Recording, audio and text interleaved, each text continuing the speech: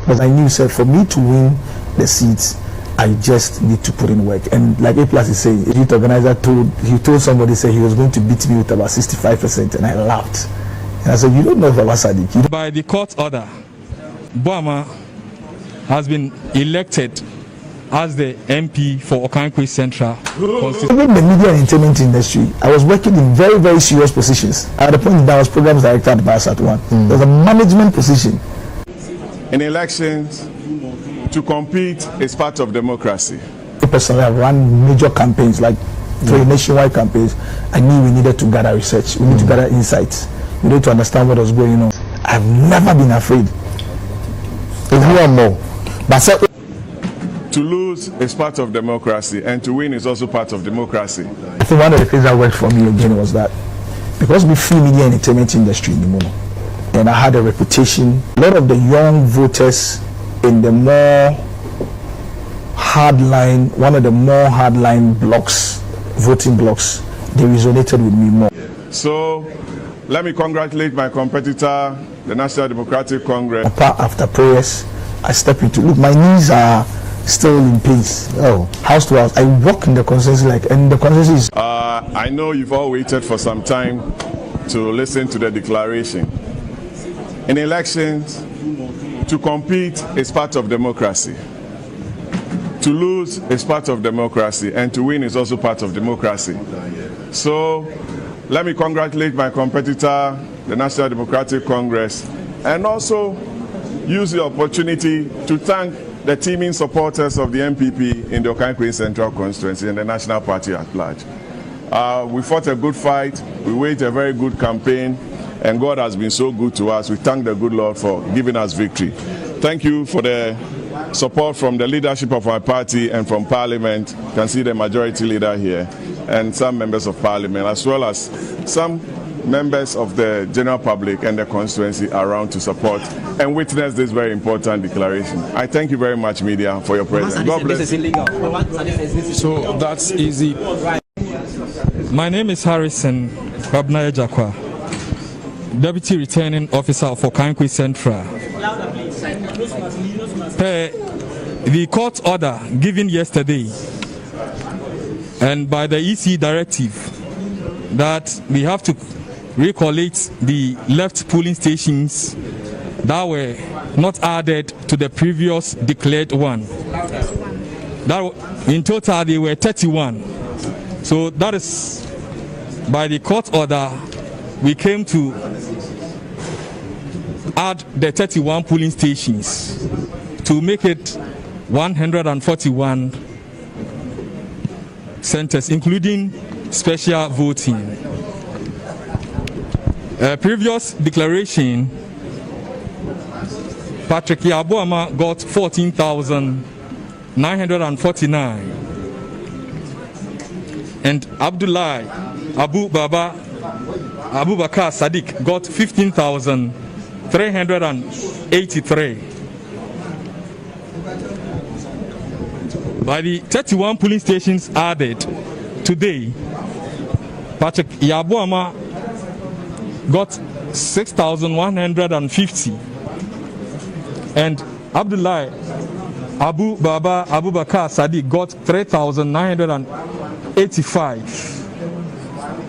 Total for Patrick Yabuama is now 21,099, and total for Abdullahi Abubakar Sadiq is 19,368.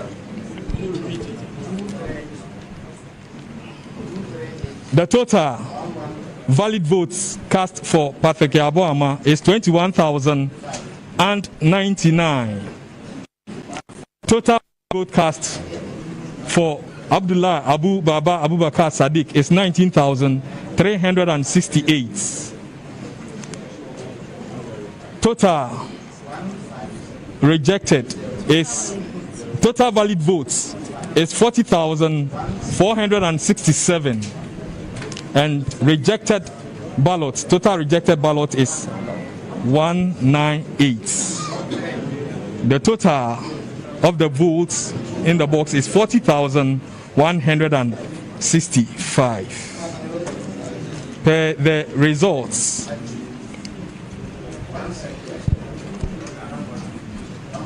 and by the court order, I do hereby announce and declare that Patrick Yao Boama has been elected as the MP for Okankwe Central constituency. Thank you. Thank you very much. Thank you. Right. But I knew, sir, for me to win the seats, I just need to put in work. And like A+ is saying, even to make sure, I saw his youth organizer told somebody, say he was going to beat me with about 65%, and I laughed. And I said, you don't know Baba Sadiq, you don't know me. And I also, some of the things that I also realize a lot of the politicians do, which I think is a mistake for them, is that if we media entertainment industry, sometimes they tend to take us for granted. Don't get here, we are not serious people.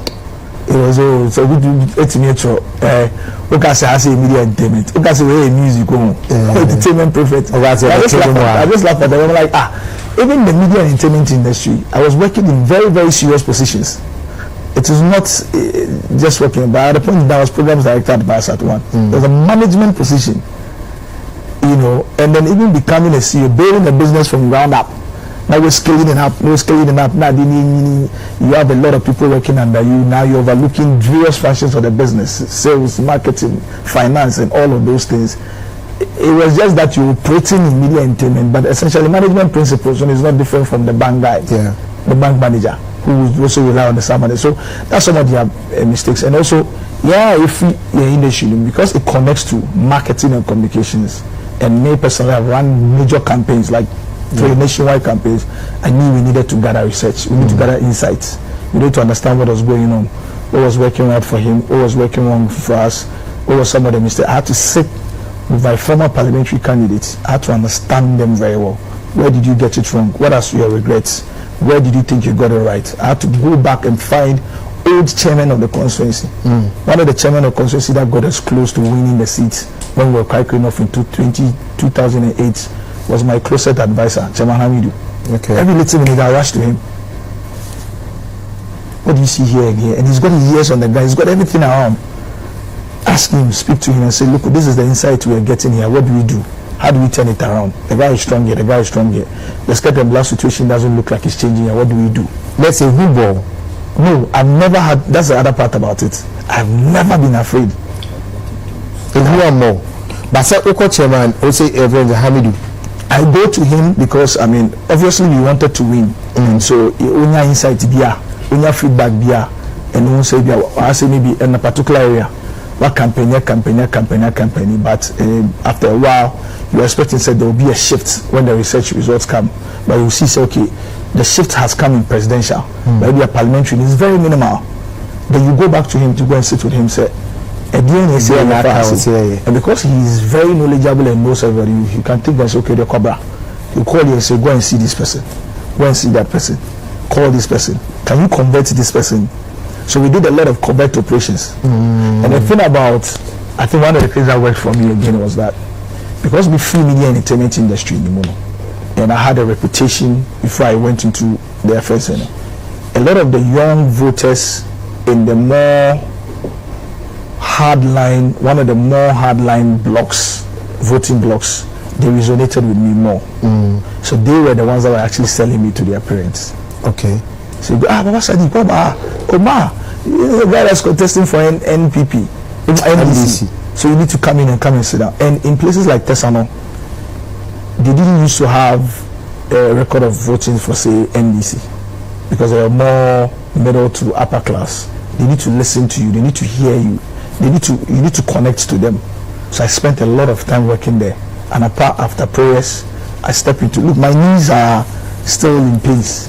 House to house I walk in the constituency, and the constituency is, I told everybody that look, fortunately I followed President Mahama on the campaign in 2020, and I went to some constituencies here. We were doing 2020, we were doing about 5 stops in certain places, and that's one of the reasons why President Mahama won for us, because I know when he goes into a particular constituency, what you see on TV or on social media is maybe 1 or 2 sports that he's gone to. 3 other sports that he goes to, you don't see it. In a place like German North, we went to a place called Duadaso in 2020. We had to go through Ivory Coast and enter Duadaso. And one lecture area, Ghana, BABA SADIQ, yes, I saw it. One lecture area to another lecture area is about 2 hours, 3 hours. 2 hours, 3 hours. We went to Western. So, because of that experience, this circumstance is geographically small. I can walk from here to here, and it's true. I work from Apenkwa, but 1990 from Manchaman. And I know sometimes my team or the executives were scared for me. Say, actually, you need to have a security. Sometimes I sit on motorbike, bicycles, everything. I said, no, there's nothing to be afraid of. Let me go and campaign. What is there to be afraid of? I am not the MP yet. Why should I be putting all this security and everything? Let me walk into your homes and just go and say hello. So I know there are a lot of people today that even when I went to my thank you from yesterday, they were like, no, they are not surprised, because I had a target that in most of the lecture areas I was going to go around house to house at least 4 times before election. Some of the ones I go, you don't even know about it. I can park the car, enter Tesano, and be knocking houses. Say hello, how are you? How is everything? My name is Baba Sadiq. I'm the NDC parliamentary candidate. I just came to say hello. Oh, you're the one. I saw your posters. Come and sit down. Then we have a conversation, and you can discuss anything with them, law, economics. And so they were like, wait a minute. This is like a breath of fresh air. And so and most of them told me, look, we are going to try it this time around. We had to make at the point that we had to make a plea to them that, look, just give me just this one opportunity. If you think the Orion Canadian is awesome and strong, just give me this one opportunity. And I never talked down on the candidate, on the competitor. We never talked down on him. The only thing we could say was that we had to explain to them, say, some of the projects that they thought was coming from was done by central government, for instance. And so we kept on asking, say, what was his personal legacies or personal initiatives are? Why, it addresses some of the major issues, but we never, because he was liked in most places. And so the only way to that is don't focus on him, focus on yourself. But we Empire near more pa send easy for Bago or near Nadia Bakubi woman Mecca actually were no see a said 1D 1F equipment in a buyer. Not a good portal. About a year ago. Now buy no prepare bill for your exempt woman from taxes. No continue Embra store. Now 1D 1F no annual operation. Nancy and Felipa. Meaning I saw what you say. Matthias, And then this is also a woman because I banned the Bayer campaign. It's a Korean or Mampany, free education or Mampany. And the team also so the Johnny and almost about being so on town in secret no meaning said that assumption the banner 1D 1F Chassis and yet you money if you nipa Nana the Lumber Commission in job creation. Maybe a BT a youth no adia to be some pananaju creative jobs. Into identity into ever about almost 2 well. No moment 1D 1F back where you operation. Anything one canteen go on. And I call your kusi near our 1 year actually and yet you a white elephant. Now most say exemption, tax exemption, one would be near Manaba Bain store. Mumpany, then you may be a gua over a year. Afraid the Musumu budget, they don't want any free parliament, you know. Afraid no Musumu says their budget, and so ya. Almost over back to the warm. It didn't want to walk more than it. I'm saying this, you know, what is a Kajetia or Shantadium, you know. What's son on that one? She would broke off for so long, war at Adiana yourself. So I said, yellow. Or Bell Russia says, I red. Not red as I say. Not a bull, yellow, no, I shall say. So, it is one purpose or more what the MP before any papa. As all my man, remember, as one to Ghana for so much to Ghana for and come my 1D 1F, you come to your government business. This is also part, it makes that up when you're marking asset. He spoke last time, I listened to him, very intelligent person, who knew what he's doing.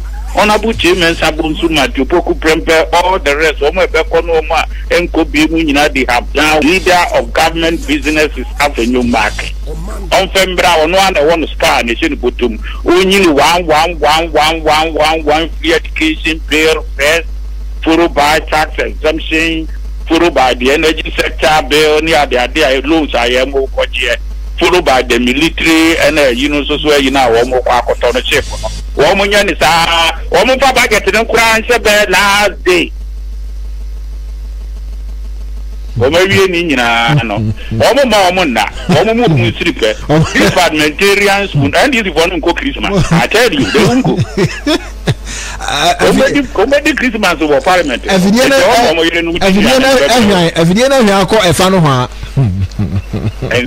now they will soon after pushing board down when we have a they say when that question a numu, when such will be a num na fe o bona pempem. If you have to say after forcing or no friend or majority leader no kasenya okuje to num with a few nyina yemre. On the few case will be kasabi di obia no ayebre. So NDC ni die kasa abaka so na kan pope Bible. See. What the Pope Bible, a crowd and then on the kind only big chapter, the my Pope said, you be pretty here. So now buying our power there, any identity only bill. On one fine one call say illegal on your memory. A year legal, 20 Babinity when the dean put on the moon, you know, we want peace, time is not on our side, but you wouldn't time, you know time. Time. Oh, watch your book. Okay, calendar. Time out the Supreme Court to catch it was a corner. One calendar. And I know the end of time, and you dig. They will sleep. They will do over 24-hour economy and all the better Parliament. I say Parliament. I better see everyone. After one here, and the MPP Nigra, and this near people about to attack the amount. Yeah, and entire paper car. So I was say the city, no, drive would local parliament, no approach. Now, we now some about knife parliament. Do send your own form in Yashi or knife parliament also. What they don't be by parliament, a collective decision all over about 90% of cases, and you win a year. Government in power in any coin, whether the government it is 137, 132, maybe 1% or whatever, or 50-50 nobody will store government business or move reason together. What they are here, one individual can change parliament. So Winston Churchill and Lady Aston, one individual can change parliament. And the parliament is in Carado. Debbie, back for some more Becca. And there may be an awkward precu, Safomafu, J.H. Bensa, a Japan, and no many other Adimina or more Monoa. Na Sabred and not the Danqua, Kufuado, any other day. Papu, who saw and command Mono in the Senate, they were in the minority. I think 96. Home contribution. It was the best parliament for me.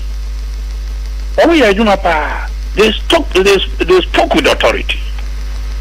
Women in Madeno, Safoma for no more count in any they understand what they are talking about. Yeah, we are common on Brandon. They better be and anonymity publication be by a necrophobic for Kudis. Now, Sasa, no person can want them. Me tell one child. Me are the person can remember can want them. All records are there. Okay. Yeah, me cry me nieces. Anybody now me their mommy lawyers. They make a tank of one say. Me cry authentic records. It will friend fake, you know. The lawyers no court who are provided what you call fake. The items are there when you go to DVLA. Who are changing passport office? Who are changing birth and death registry? Who are changing foreign affairs? Who are changing local government? ubetimi ehun say ehon mo no a change video conference, public service commission, all of them have changed. They have been audited. It went to the public accounts committee. Woman so ahwem yakoyi and ya can be World Bank and so records. We have monitoring and evaluation from World Bank, also from Ghana session. Minister of Finance Sikano aka eno ayeni ya transfer ni nyina yenya ntimi use we broso. And no 36 from about 24 no kwa no ya teteso. We use only 22 million for the entire project. Through negotiations, it means with the Minister of Finance. Okay. September, they are comparing electric cars and now the amount of lawyers and so. Now the day come. Okay. And my Kobe. Until almost bring me $7,000. Now, I said, oh, actually, more. Oh, the amount of lawyers. My influence here. My influence here. It's on work court. Rest assured. Now, we could go on the crown over to the D. Could you go for no crown? What do you cry? Yamin shoes. Obi aware, may say, I send back away my main Kenji. Main Kwan, your mom appointment letter, me can't say. Maybe yes, can Yamin Kumia Mason Bosom or my dear. Eti omopa omo ayeletu omo MP president mopa obi a obe ma onka ka asembwe Ghana ni waka bi enkabi nyiri na yentra o meyin se de obe wi aban sikasi pe Yamin kuno Yamin kunu ana Yamin kure ni wi Daily Post na de asem no ato animu kakra na uti a agya dabia wawere hu wo de ato animu kama no kra de me kwala abrem so compare de me ho nyefe no no de da nkwala abremu de ese be ya mukata kwa fun bi a yesu we teach $36 million no 540 million Ghana cedis 500 with the quantity sikamu di aminu ya trillion so afum ni ebodi no ebetimi achichiri okru pata dia tumi subu ane madro ava metimi atata metimi ato almost a dit eti misre mo the edro dey say we lawyers ho the nyambo echina the matter will go up over there say edun katia na kan asem say obesi will be no ya we dey sidan wa twere ni mu kwase ya binti le dey men kasa the American say you must maintain a good name, a good practice, a good attitude. Nyame do wa without them na akantia bi wura ho na what can you do akantia nkwan what can you do akantia nkwan o mere era sira kusi boafo public sector reform so call YouTube and Jadeja say obi ewia gold Ghana gold ama chese na akoye nsemo a Ghana for worried no bi e kabie na PMMC for Krata babonti omo accuse Joseph Yamin a national organizer say he led a team to seize gold bullion a Bank of Ghana na Sadiq say you due. Obeka Ghana for nyina obia kase say we are good no nipa bako and a good 17 boxes PMMC for the Krata babonti omo accuse the national organizer say sana mono mutu ye no Ghana Bank of Ghana gold mom and no quite intercept here.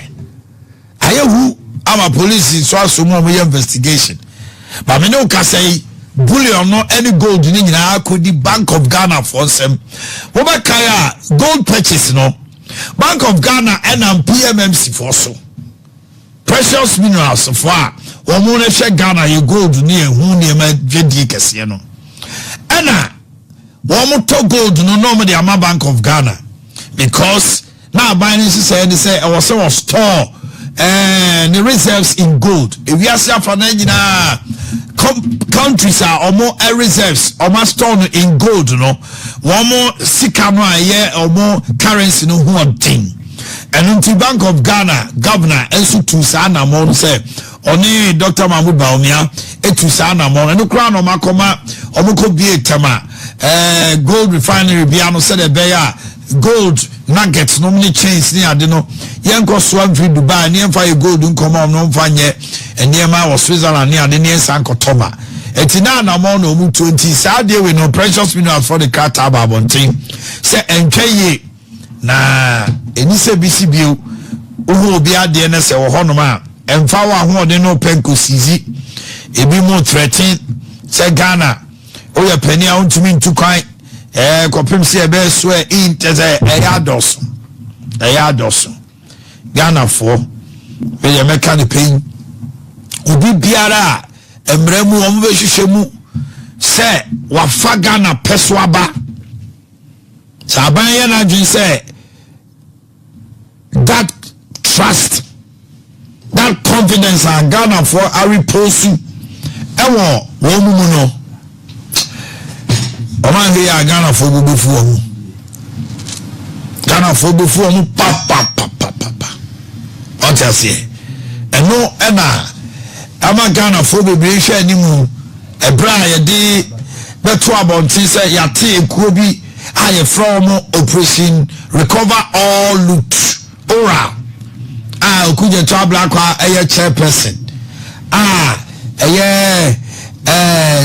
COP retired Kofi Boache Domlevo former auditor general na yesawo Martin Pebu legal practitioner ena omusawo Raymond Acha journalist now investigative journalist yedi omu nyina kokonum enu abetodwa say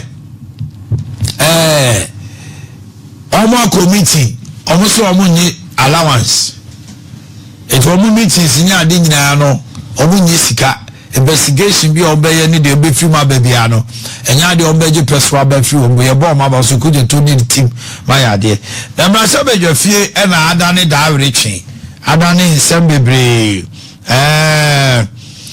any nsem na no e na abrantie enumonyamfo minority leader your friend no ato forcing all catch finance minister say so onimu a emra da Ghana no 2025 so one family budget na ma yetimi di 2 man ko da fiase so onimu a you risk a jail term if you don't present 2025 mini budget for the first quarter na yenti adwumayefo e dey na akofa we aba Mobekaya Koba say Yura Babi former minority leader in the person of Haruna Drisu Ede in some could da Rasobe Jefie make statement say Nipa 9B one more emphasis on Rasobe Jefie ho esan say Omako independence Koja Santi Suhum Cynthia Morrison Kojaka and second deputy speaker in the person of Siama Fomina Womunina Amunfata and our speaker also making statement on it. And Abrantia or no so your friend of Fenyo Macken, majority leader, Eddie Komawa 3FM. And Oka say Omujina Jinikoben Kroma no ma preso. Na Omudi Komani we are now NDC for no co-election committee, parliament committee. I attend NDC. No mukona party ni kasa bien privé na mukoya. Etu omudi Komani we osiso bi kase wanye consultation na manfuni. Edu maybe a omaye consensus na we party no eka na mukona NDC for party no committee ni kasa yen pnemunye say ya omba omse we are sorry. The party say we should go in this line. And on a man into a court Supreme Court for interpretation. Now and yes was swat a parliament a cobon for years was Supreme Court. And no also the new December or see consultation be brief. More crown crowd be etimikai. Or see a dear Bako or Sebu Ghana.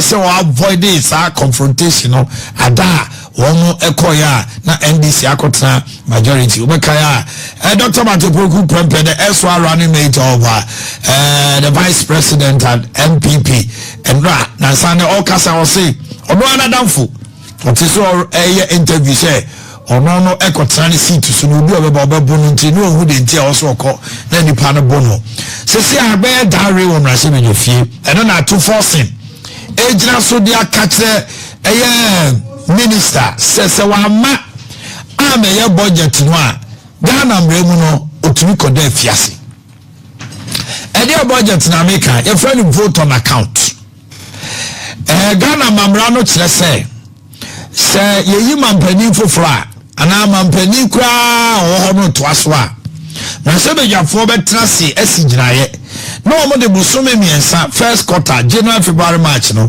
yɛayɛ budget bi a ɛyɛ akatua ne nneɛma baako bi obetumi ɔman na abɔbra na ɔban foforɔ no ɔba no free March kɔ no ɔno de n'ani suade hu ne tirim pɔ ama finance minister no abɛkenkan kyerɛ ɔman no sɛ sei na sika me ɛda futuo mu ni sei na mɛgyeɛ sei na mde bɔbɔ bra mahu sɛ adwuma sei na mpɛ sɛ meyɛ mmara wei ni ade tax sei na mɛgyeɛ meyi tax wei afiri hɔ saa nneɛma no nyinaa wɔ kukyiri enti bosome mmiɛnsa ɛda yɛ anim no firi saa mmere kyɛ sɛ nyame yɛ adom a next week bɛyɛ 22nd 23rd deɛ mmarahyɛ badwafoɔ pagya ɔmo mu ɔmbɛba bio a just after Christmas na ɔmo ba abɛsoa new members of parliament ɔmo yi new speaker na ɛho nsɛnsɛm na afei yɛde ministers akɔto ɔmo anim ɔmo atena vetting so na committees ne ade ɛno yɛ the 5th parliament wɔyɛ 4th parliament ɛbɛbɛ awieɛ na no na ɛwɔ sɛ yɛ sign na ɔmo nyinaa gye tum sɛ yɛayɛ ɔman no sika a ɛbɛbɔ yɛn ho bram yɛtua adwumayɛfoɔ nyinaa ka including ɔmo mmarahyɛ badwafoɔ no ɛna bibifoɔ no so de nneɛma bi akɔto wɔ sɛ nkɔmɔ kɔtɔ ship ɔman navy ɔmo ɛma nipa adwumakuo maako aduanan ɛto ɔsɛ ɔmo tua no ɔmo sɛ ɔmo ahoɔden ntumi no ɔmo yɛ industries ne yɛma ɔmo tax exemption na NDC foɔ sɛ da saa sika no ɔmo ate company na awie adwumampɛyi gye ɔmo ama ba a ɔgye saa sika no ɔbɛtumi ayɛ biribi aboɔ ɔman no ɔmo fi sɛ ɛkufu ado ne n'abusuafoɔ bi ne ɔmo namfofoɔ bi companies ɔmo bɛ sɛ ɔmo ma ɔmo tax nti ɔmo mpene ɛno nkɔda deɛ abɛtɔ dwa no sɛ aban no ati kuro afi no bɛkɔ awie a na committee no ɛde report akɔma ɔmo ɛyɛ monument ex gracia ɔmo yɛ article 71 holders ɔmo retire ɔmo salary sika a wɔsi ɛde ma ɔmo ɛna MPP foɔ no nso se da yes yɛ adwuma deɛ ɛna emu yɛ mpɔn ne nkɔ ex gracia no nso yɛ nsan ɛno abɛhwɛ yɛ ne gyerɛm okɔ asunafo south a asutifi south yɛ hinfa Collins Dada hɔ yɛ hin asunafo ne nua no aba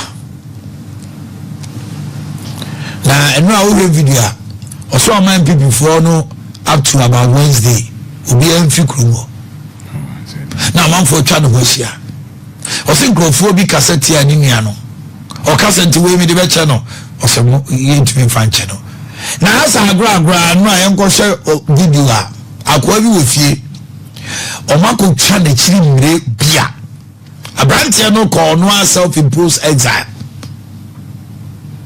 ɛberɛ a ɔkaa sɛ ɔno yɛku nipa daa no waba ɔbaeɛ NDC ayi bɔ ne kurom na bi bɔ ne nsa ɛna ɔnam kurom hɔ no sɛ wama MPP foɔ bi ɔkɔɛ ɔmo kasa tia no na ɔmo di ne nua no ani ɔmo mfiri kurom hɔ